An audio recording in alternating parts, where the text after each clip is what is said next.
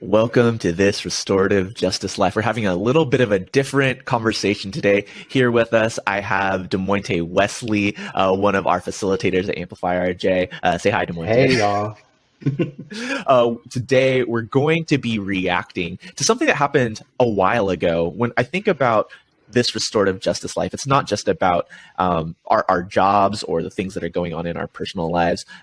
It is about how we interact with things that are happening in the world, our thought patterns, right? This way of being permeates all of what we do. And much earlier this year at the Academy Awards, there was what we all have come to know as the slap, where Chris Rock made a joke about Jada Pinkett Smith, and Will Smith came up on stage, slapped him in the face, said, "Keep my wife's name out your mouth." And the whole fallout from that became like a big media storm, a lot of outrage culture, calling for cancellations, calling for bans. There was a whole conversation about whether or not violence is right or wrong, or appropriate in any given moment, people telling white people to sit this conversation out. And I don't want to participate in that part of the discussion. The reason that we're having this conversation right now is this conversation has been in the back of my mind for a little bit. And one of the things that I want to do with this restorative justice life, or at least this platform, is examine the way that we think about violence and conflict as a culture and start to think about how we can apply some of these things to our lives. Right now, Will Smith is out promoting his new movie, Emancipation. And because he's doing press for it, conversations about the slap and the fallout from that have been coming up. One of these conversations was on Trevor Noah, The Daily Show with Trevor Noah, and they had a really interesting conversation. So we're going to play a clip of that, and then DeMointé and I are going to dive in and discuss. So here we go. Great seeing you again. You know, it's been a while since I lost, so it's been a while since many people have seen you. Yeah. You know, I've been away. What y'all been doing? Thank you, baby. You know, it's been. I can only imagine what it's been like for you, because it has been weird for many of us. Yeah. You know, Yeah. you're Will Smith. Yeah. You know, you are. You're Will Smith. Yeah. You are one of the biggest movie stars that has ever existed. You know, one of my favorite people that I've ever seen inhabit a screen. Thank you, man. You know, and then you had the Oscars. Yeah. Where in one night. I have no independent recollection of the. I can only imagine, because you won your first Oscar that night, a well-deserved Oscar that night. But it is simultaneously, in many ways, not the worst. I won't say the worst, because I know the life you've lived. I've read the book, but it is one of the best days of your life and one of the worst days of your life. And I'd love to know. I mean, just us talking. First of all, what has the journey been like since that day? Like. Because everyone speculates, everyone just sees it and goes, I think this, I think that, I think this, I think that. What has it been like for you? Yeah, that was a horrific night, as you can imagine. You know, there's many nuances and complexities to it, you know. But at the end of the day, I lost it, you know. And I guess what I would say, you just never know what somebody's going through. You know, in the audience right now, you know, you're sitting next to strangers, you know, and somebody's mother died last week, you know, somebody's child is sick, you know, somebody just lost their job, somebody just found out their spouse cheated, you know, there's all these things, and there's strangers, and you just don't know what's going on with people, you know, and I was going through something that night, you know, and not that justifies my behavior at all. I would just say, you know, you're asking what did I learn, and it's that we just got to be nice to each other, man. You know, it's like it's hard, and I guess the thing that was most painful for me is I took my heart and made it hard for other people. You know, and it's like I understood the idea where they say hurt people. Yeah. You know, and it's like, you know, it's interesting. I remember, again, everybody was speculating. One of my friends called me and we're talking. Everyone's got these opinions. And then someone said, I feel like we saw the real Will Smith in that moment, because there's a guy who's so full of love and so positive. But I feel like in that moment we saw the real Will Smith. And I said, and not because I know you, you know, but I said, honestly, no, if anything, I feel like it was the opposite. Like, you know, you talk in your book about growing up so afraid of conflict. You grow up in your book talking about how you're always afraid to fight with, how you were afraid to. For me, it felt like in watching that moment, I felt like you were like, it's like, in a weird way, it's like you stood up for the wrong thing at the wrong time, in a way. Yeah, Do you know what I'm saying? It felt like you'd taken everything, because here we are, human to human, man to man, but like, people have said some shitty things about you and your family. Absolutely. You're a human being. It felt like, and I would say this to people, I was like, it's becoming relentlessly shitty now. And people think it's okay. Yes. That's the thing. People think it's okay. And not Chris, by the way. I'm talking about people, the internet, etc. But it felt like this was Will Smith for the first time going, okay, is this how you want me to respond or not? Yeah, no, it was, it was a lot of things. It was the little boy that watched his father beat up his mother. It's all of that just bubbled up in that moment. That's not who I want to be. Right. You've known me for a long time, so you know me personally, so but y'all might not know. It's like that's not who I want to be, man. I'm trying to, I also think that's not who you are. I'll be honest with you. I think it's not who you are. I think everybody can make a mistake, and I think in my honest opinion, I think how I think of living my life. Now I'm crying for real. Okay. No. I mean this honestly. I'll tell you why. I'll tell you why. Because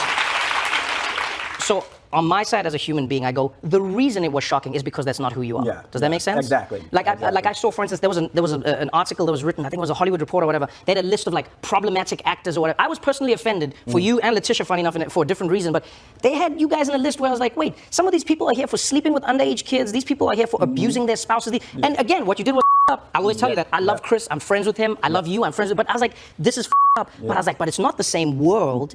And that's where it was weird, especially I find, because there were all these dynamics. So I know that as black people would be together and be like, what was Will doing? What the hell happened here? Right? But then I know a lot of black people were like, when people came out and they were like, he should go to jail. And we're like, you need to relax yourself. It was a weird, like some people were overreacting, which made some people underreact. Now it's the. I understand, how shocking that was for people, man. Right. On that stage. You seemed a little dazed afterwards. I'm not gonna lie. No, I was gone, dude. I was gone. I was, that was a rage that had been bottled for a really long time. Right. But it's. I understand the pain. It was like my nephew, Dom, is 9, and he is the sweetest little boy. He's like, we came home and it's like he had stayed up late to see his Uncle Will, and we're sitting in my kitchen and he's on my lap and he's holding the Oscar and he's just like, why did you hit that man, Uncle Will? Damn it.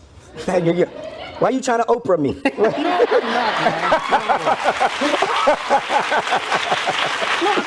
No, and he's sitting on your lap and it was I was like it was a mess. I don't want to go too far into it to give people to misunderstand. Is it hard? You have lived. I realized this morning when I was thinking about you coming on the show, you are one of the rare breed of human who has lived more of your life in the spotlight than out of it.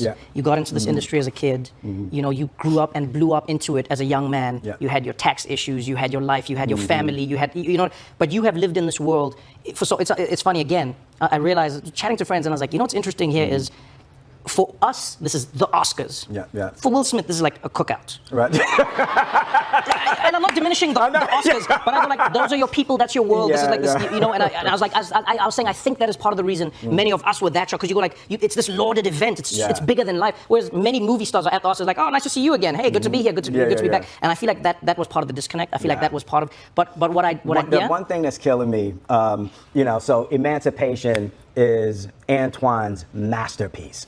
That's what I want to ask you about. He has created an absolute masterpiece. Bob Richardson, the DP, and Ben Foster, and just all the way down. It's like these top artists in the world have done some of the best work of their career. And the idea that they might be denied because of me is like, it's like that is killing me dead, and it's like the thing that is so critical for me is that these people came and they trusted me and they were down for me, and I hope that their work will be honored and their work will not be tainted based on a horrific decision on my part. I honestly hope, and I don't think that that'll happen. Yeah. I have conversations with people all the time about restorative justice. You You have conversations. but about restorative justice, about like atonement, about we have all these conversations. We have them at the highest levels often. And what I realize is we often don't have these conversations as they pertain to daily life. You know, what somebody says, what somebody does, and especially in isolation. That's why I say the sum of a person is oftentimes how I define them, as opposed to a moment. You know, and on a personal level, you know, I think I speak for many people. If I don't, forgive me. But you know, obviously, people were hurt because we love you and we love what you do. People were shocked because Will Smith, it's Chris Rock, it's so Oscars, all these things. But I also think I speak for people when I say, like, I don't want that to define you. I don't think it should define you. You know what I mean? Yeah. Like, I don't think.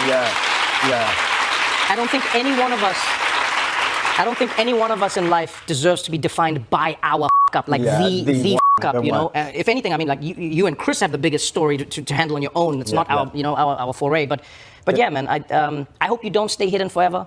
I hope you know that you don't always have to bottle it up. I hope you know that you not being perfect is what'll make you perfect. You Will Smith, man. Yeah. Do you know what I mean? You're that dude. We love you, for real. I think you're that dude. You know. I think that was one of the big things for me over this last couple of months. You know, that I had to forgive myself for being human. You know, and it's like. Trust me, there's nobody that hates the fact that I'm human more than me. Yeah, I know that. No, but I know that. Yeah. You know, and just finding that space for myself within myself to be human. You know, It's like I've always wanted to be Superman. I've always wanted to swoop in and save the damsel in distress. You know, and I had to humble down, and realize that I'm a flawed human, and I still have an opportunity, to go out in the world and contribute in a way that fills my heart and hopefully helps other people. So a lot to unpack there, DeMointé. What comes up for you? One, with all of these months of context and thought, and the conversation that you just witnessed right now. Yeah. So I think that what I'm thinking about right now is like my reaction to the slap in the moment, like as a restorative justice practitioner and abolitionist in the moment, and like how I'm thinking about things now as a person who is sort of witnessing this spectacle. And I think in the moment, like we were having a conversation and I said something about the fact that like, sometimes you got to get your chin checked, you got to get slapped, and then we can enter into a reparative process afterwards. But I think like what I'm really sitting with now is this notion of how like living in a culture of violence, like we do in the United States, like violence is endemic, how much that sort of colors and informs how we show up in relationship, right? How we show up in conflict, both interpersonally and societally, and how violence really informs how we think about violence. I think that violence at its core is really a crisis of imagination and conviction. So, a lot to unpack there, DeMointé. What comes up for you? One, with all of these months of context and thought, and the conversation that you just witnessed right now. Yeah. So I think that what I'm thinking about right now is like my reaction to the slap in the moment, like as a restorative justice practitioner and abolitionist in the moment, and like how I'm thinking about things now as a person who is sort of witnessing this spectacle. And I think in the moment, like we were having a conversation and I said something about the fact that like, sometimes you got to get your chin checked, you got to get slapped, and then we can enter into a reparative process afterwards. But I think like what I'm really sitting with now is this notion of how like living in a culture of violence, like we do in the United States, like violence is endemic, how much that sort of colors and informs how we show up in relationship, right? How we show up in conflict, both interpersonally and societally, and how violence really informs how we think about violence. I think that violence at its core is really a crisis of imagination and conviction. Even this take of like violence is never the answer, right, is colored and informed by that same culture. It's like a moralistic statement that really doesn't offer us any pathways to like, okay, how do we deal with violence when it happens? And how do we build a culture in which violence doesn't happen and isn't an answer for ourselves or the ones that we love? Yeah, I think that's sort of what's ruminating for me now.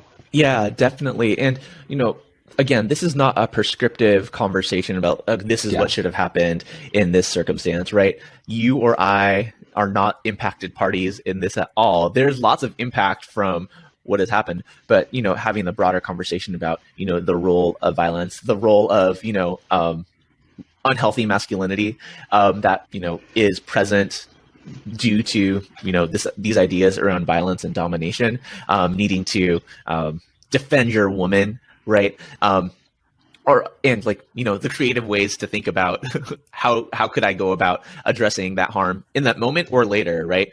We're lacking in that space, right? Chris Rock is someone who's missing from this particular conversation, right? And the way that he's chosen to deal with all of this has been to make fun of the situation, right? And has in many ways used it to promote himself. Like he's talking about it in his stand-up. Him refusing to engage in dialogue around this is both, you can argue, like self-protective. Someone who has been harmed in any given situation does not necessarily, it is not a requirement for them in a restorative way to like sit down and have dialogue with a person who caused them harm. But there is lots of space for imagination for how to deal with that. And, he's chosen to deal with that in his own way, still in many ways rooted in the defensiveness, self-protection, and all that. I think it's really interesting, though, that we have, Trevor Noah, who is at least showbiz friends with both people. It was striking to me that the words restorative justice were said in a Daily Show interview. And this is me putting it out there to one day have a conversation with Trevor Noah specifically about restorative justice, knowing that he grew up in post-apartheid South Africa, where some semblance of a restorative process happened with the Truth and Reconciliation Commission. I know that, Trevor and many others could be critical of what that actually did. And, it didn't balance out like all of the inequity that happened, that still exists between white and black and colored people in South Africa. But, Trevor bringing in invoking the word restorative justice and thinking about what reconciliation looks like, not just on a apartheid level, but like in our day-to-day human interactions is really important for us to think about. Because, when Will talks about, all of the impact of the harm that has come from this, right? Both to himself reputationally, his family reputationally, but, between him and his little nephew, right? Between him and all of his future collaborators who are going to have to deal with answering questions about like, why are you working with this like violent, angry black man, right?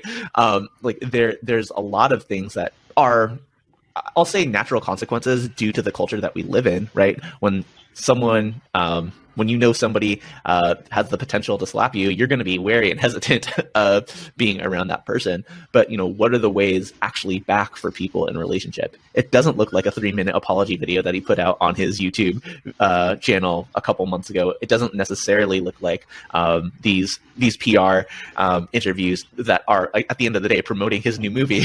What does repair of harm look like in this situation? What I'm thinking about as you're talking about that, and we talk about the iceberg and the ripples, and a sort of another way of thinking about that is like the constellation of harm and the constellation of violence. So like you have this particular moment, but what is the surrounding context, right? And I think like if there's a repair of harm process, does Chris Rock like have a part? Like, do we say that Chris Rock in making the joke has some repairing to do, right? I think so. So I think that even as we're thinking about like how can restorative justice play in and how can repair of harm play a part in this, how do we avoid this like overly individualistic view of like harm that says that Will Smith is the person who caused harm and is the person who needs to make repair, versus seeing this as a broader constellation of harm where there are people beyond Chris Rock and Will Smith who are impacted, and sort of how do they play into that? And with that, I also want to caution us, because I think that the world in which we live, where there's like parasocial relationship, where we think of ourselves as being in relationship with the people that we see on screen or in our phone, to say that like yes, while watching this moment might have like been jarring to us, and maybe there's a broader conversation about like the impact that witnessing like violence has, I think it's also important to like be very particular that like this instance is about Will Smith, Chris Rock, their family and loved ones, their future collaborators, and it is not some sort of like broader societal issue. Violence and harm are, but this particular issue are not, if that makes sense. And, there's a deeper conversation about, separating the artist from their art that we don't have to necessarily get into right now. But, as we see these people are public examples of these societal problems manifest like just on the large scale. And so, as you think about when we are in conflict with each other, when conflict and harm happens, I hear that like, yeah, there are lots of other people who are impacted that we need to think about. And, how do you make those repairs? I also think about, within the metaphor of the iceberg, there's a thing that happened on top, right? The slap in reaction to the joke. Underneath that is whatever is going on in the personal life of Will Smith that made him snap on that one day. But like, and all the other things that might be going on in the iceberg. You talked about constellations. I think about the water in which the iceberg sits, right? We talk about toxic masculinity, like fragile male ego, the culture, and lots of other things going on in the culture. And like, how do we address those to the listener right now? Like, how are those things manifesting in your life, and how do they show up, and how do we combat that? I think some folks will talk about that as more of a transformative justice approach, right? Changing the conditions under which harm happens, or so we don't have that same harm happen again. But what comes up when you think about application to your life and mine? Yeah, what comes up for me, and again, I want to come back to my original reaction to the slap, which is to say that like, yeah, sometimes slap happen. Like slaps happen. We slap people. We maybe shouldn't or should or should not. But I think again, where I'm at now, and I think maybe some of my like studying around peace has impacted this. If I want like a world, if I want a situation in which like violence is not justified in its use against me or in its use against my loved ones, then I think at a certain point I have to get really creative about my own approaches to harm and conflict as it shows up in my life, right? So I think even so, relationships between parents and children, right? Where violence often happens, and we often justify that violence. I think we should just think more about like, okay, if violence is not an answer, how are we justifying violence in our own lives? And how are we not getting really creative about how we can approach conflict and harm in a different way? I think about that Ruth Wilson Gilmore quote, where life is precious, right? And so if I want a world in which life is precious, that means I have to contribute to building a world where life is precious always.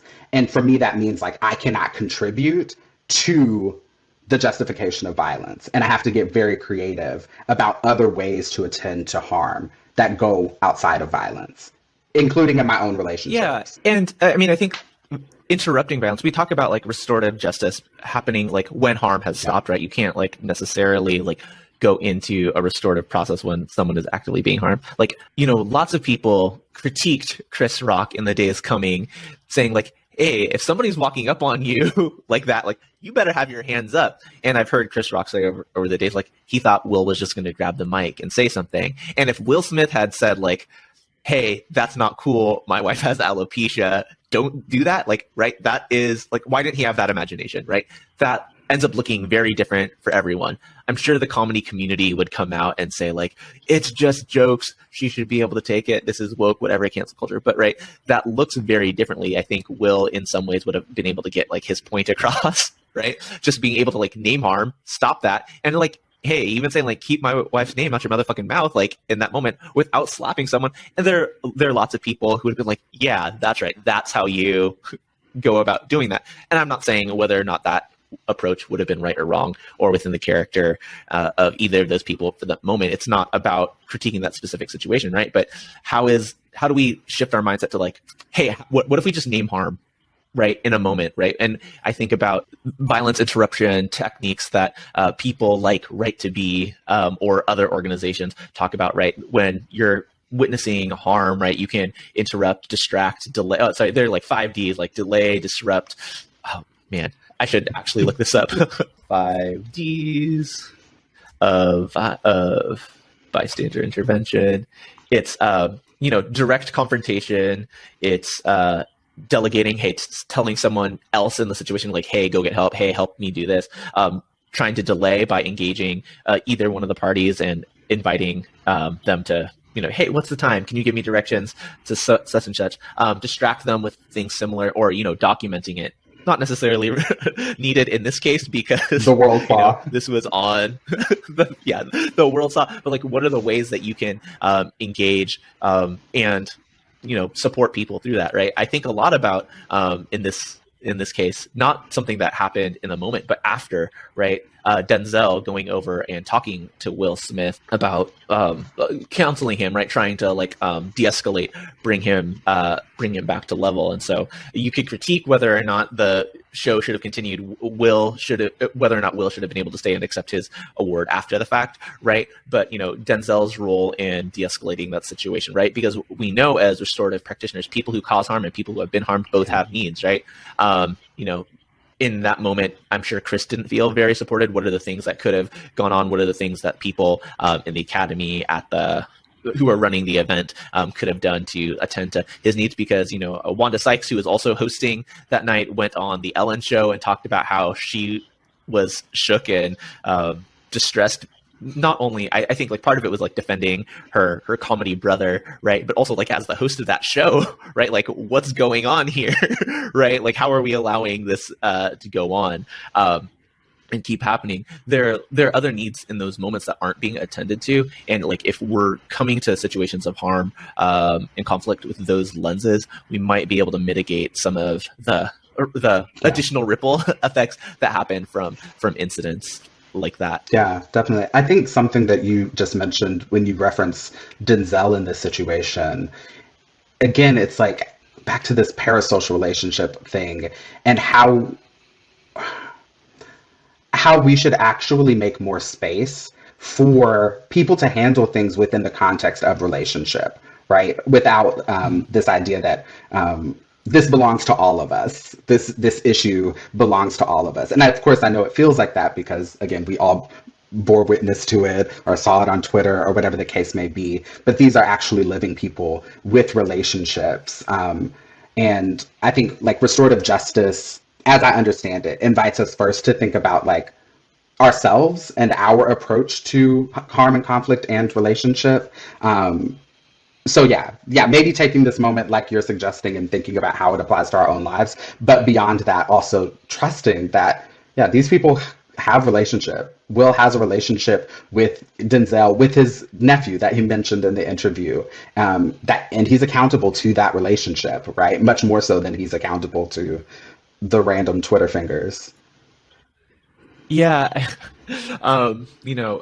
This is teasing a conversation that's going to air in January with an author of this book coming out that I'm not going to spoil right now. But in the early 1990s, Charles Barkley, the former basketball player, now commentator on TNT, came out with this Nike commercial talking about how he's not a role model. Parents should be role models. Athletes aren't role models, right? And while that was critiqued in many circles, I think lots of people agreed with the sentiment that, right, you don't actually know these people, right? Why are you taking life advice from, or why are you holding up celebrities as models of, how we think the world should be, right?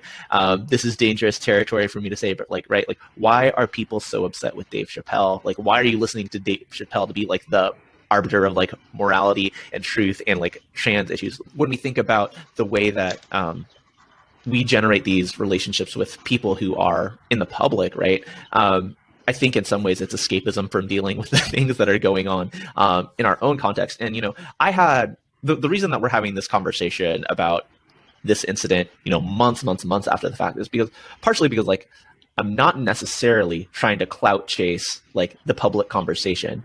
I do think, however, when we've gotten more time and space from this, we can more easily look back and see some of the context and the things that people have thought about since, and learn not how to deal with public shame, disgrace, and humiliation after you slap someone on national TV, because that's not going to be the reality of most of our existence. But when we are either people who experience harm and are harmed, or are witnessing harm, as many of us do in everyday life, what are the things that we can draw from there? Yeah, I think that's absolutely right. Yeah, and to the point of like Chappelle or any other public person, I think that there's a place for like calling these things out as harmful, and then there's another place, again, from that restorative justice lens of like looking at our own selves and our own relationships. How do these things show up in our own lives? How do we justify violence that we are a part of? How do we justify our casual transphobia and our casual racism every day? I think what I'm suggesting, and perhaps what you maybe are suggesting, is that these instances, these very like specular instances of violence or harm, we should shift our lens, maybe, or I suggest that we shift our lens from seeing these things as like causal to like symptomatic of the very things that are going on at the micro level. Yeah, I don't think I was necessarily drawing that connection, but I'll take it and run with it for sure.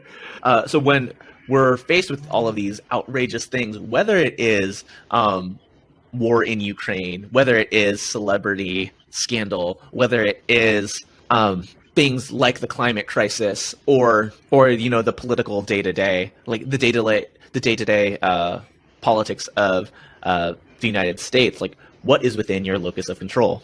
And what are you going to do? Right. And I think it comes back to what we were sort of saying earlier, that it is, one, our own like actions in our day to day, but it's really what can we do within the context of our relationship, our various relationships.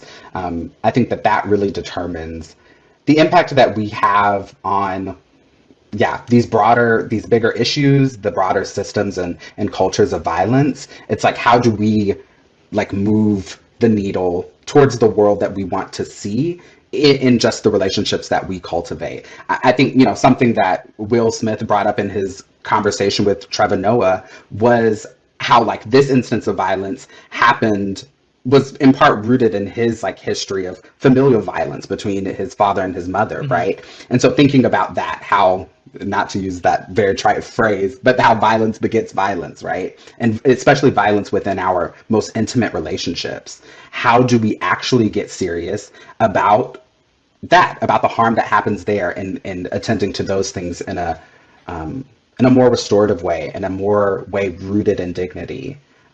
I think that's what is within our locus of control. I'm debating in my head whether or not this contribution of conversation is, furthering that like spectator culture, or like just really using this as a moment of education. I really admire Instagram's terrible with search, but Richie Rashida, shared a pretty nuanced transformative justice take about this right after the incident happened. But, I'm debating in my head whether or not this is contributing to like more of the noise, or if this is actually instructive, or informative. So if you found value in this conversation and you want to hear more about, or if you want to hear more restorative takes and analysis of current events, let us know. We're trying out this new format. In this new year, we're looking to expand the type of content that we're producing. And if this is something that resonates with you, we hope that you let us know. And so we can continue to amplify this work.